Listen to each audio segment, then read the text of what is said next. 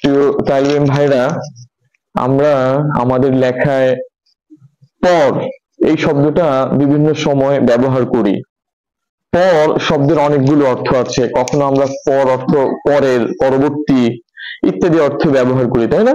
আবার কখনো পর মানে অন্য, ভিন্ন ইত্যাদি অর্থেও পরকে ব্যবহার করি। এখন আমরা কেউ কেউ দেখছি পরকে আলাদা করে লিখছে, কেউ একসাথে লিখছে। এই ক্ষেত্রে নিয়মটা কি?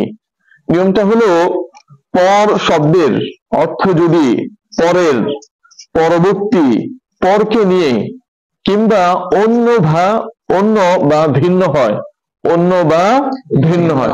কয়টা অর্থ বললাম দেখো, পর শব্দের অর্থ যদি পরের, পরবর্তী, পরকে নিয়ে অথবা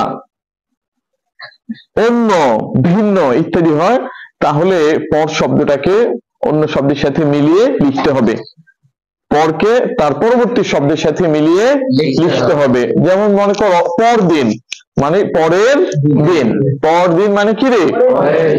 পরের দিন, বুঝেছো নে?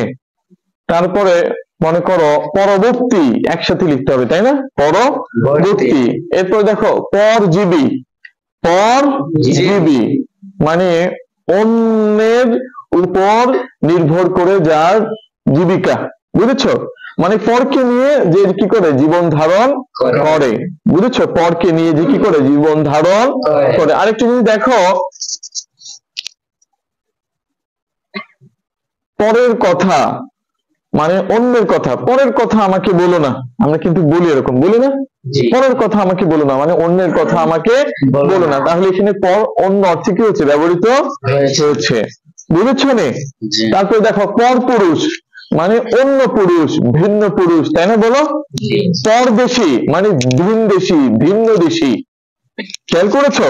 তাহলে আমরা কি বলতে পারি এক কথায়, পর এই শব্দটি যদি পরের, পরবর্তী, পরকে নিয়ে অথবা অন্য, ভিন্ন ইত্যাদি অর্থে ব্যবহৃত হয়, তাহলে পরকে তার পরবর্তী শব্দের সাথে মিলিয়ে বা একত্রে লিখতে হবে, বুঝেছো?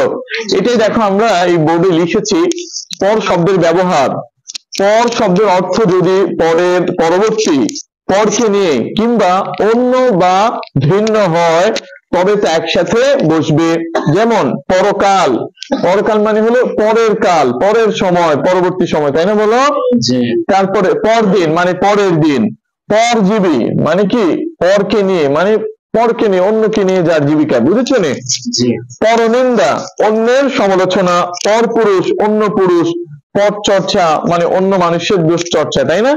ইত্যাদি। সবাই বুঝেছো?